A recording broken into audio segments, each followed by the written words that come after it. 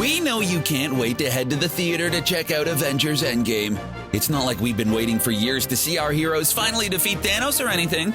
Some of you superfans may have watched an epic Marvel movie marathon in preparation for Endgame. But for the rest of you, don't worry, we'll help you out.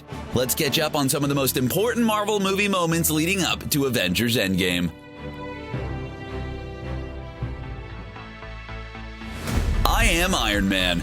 Everyone knows that in 2008, the movie Iron Man was responsible for starting the Marvel Cinematic Universe as we know it today.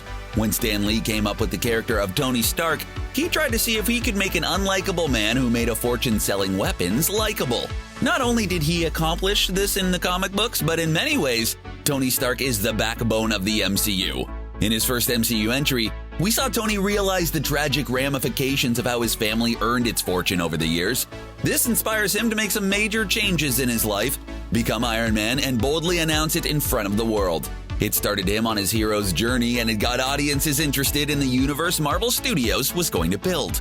Iron Man was also responsible for setting up the major cinematic achievement, which was 2012's The Avengers. We saw Nick Fury approach Tony Stark about his shocking announcement and let him know about a little program you might have heard of by now, the Avengers Initiative. Yeah, that one.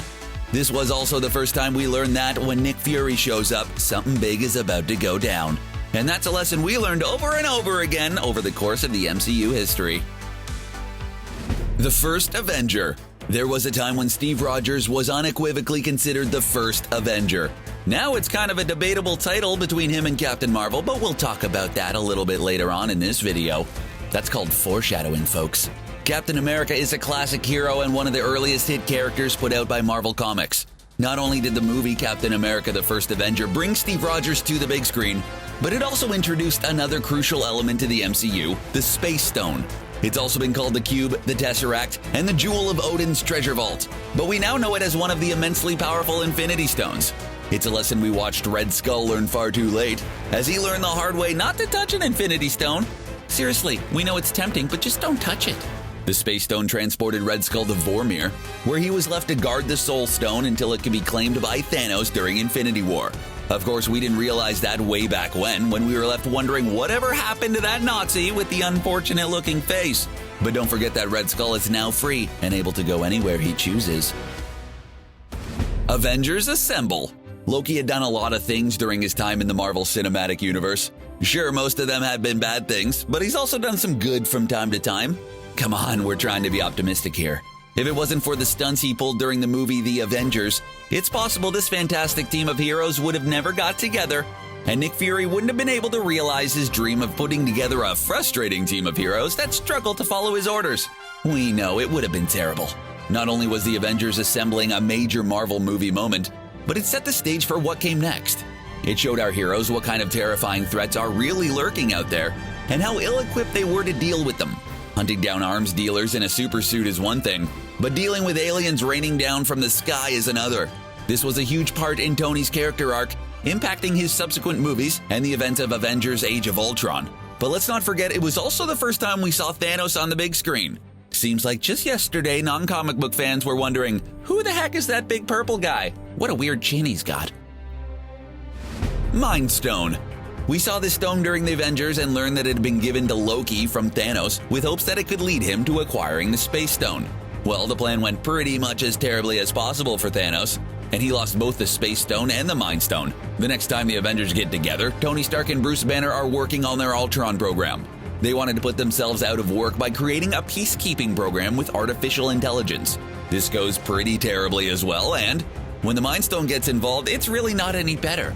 But the one silver lining is that the Mind Stone is ultimately used to create Vision, who we all know and love, and provided us with one of the saddest moments of Infinity War, and then with another one of the saddest moments of Infinity War when Thanos went back in time. Quantum Realm.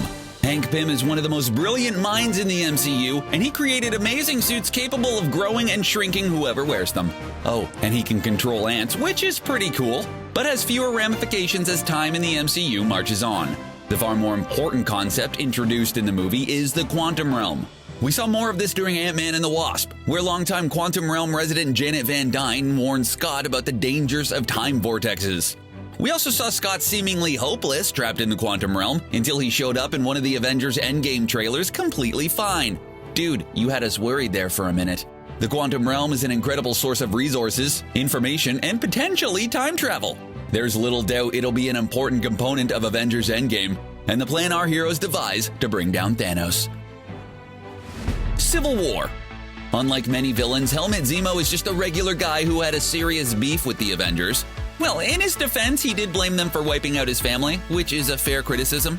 Knowing he couldn't match their strength head-on, he set out to split them up, thus weakening them substantially, and making me cry so many tears. And he pretty much succeeded in doing so, and even managed to survive the end of Captain America Civil War. Not only were the Avengers fractured, but Tony Stark and Steve Rogers' friendship was at an all-time low. At the end of the movie, though, Steve gives Tony a gift you just can't put a price on: a flip phone. Seriously, you can't put a price on them because they're pretty much worthless. But we appreciate the gesture, and so did Tony Stark. Asgard. During the very first Thor movie, things were pretty good in Asgard. Thor thought his life was perfect and he couldn't wait to ascend to the throne. And Loki still held out hope that someday his father would be proud of him. But while Thor might be the ruler of Asgard, Loki's moved on.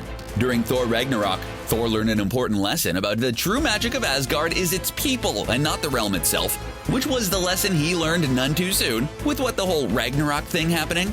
That movie also meant the end of Odin and the revelation that Thor and Loki have an older sister named Hela. For a movie that was so hysterically funny, a lot of depressing things took place. With Odin gone, Thor is now responsible for the remaining Asgardians, which is complicated now that they really don't have anywhere to be. He's also coping with the loss of his entire family and his own failure during Infinity War. Basically, he has a lot on his mind going in Endgame, but hopefully he can manage to keep a clear head. Oh, and we're also hoping he aims for Thanos' head this time. Decimation. If you only remember one thing from Avengers Infinity War, it should probably be that Thanos wiped out half of all life in the universe. Not just on planet Earth, but the entire universe. He said it was to prevent the survivors from running out of resources, but somehow we can't help being skeptical of his logic. At the end of the movie, he gathers all 6 Infinity Stones, places them nicely on his Infinity Gauntlet, snaps his fingers, and brings about the decimation. It's a good thing we reminded you, or else you would have been really confused come Avengers Endgame. Sisters. Sibling relationships in the Marvel Cinematic Universe are often quite complicated, and if you look at the adopted family of Gamora and Nebula, well, the whole thing is kind of a mess. You thought your family was crazy.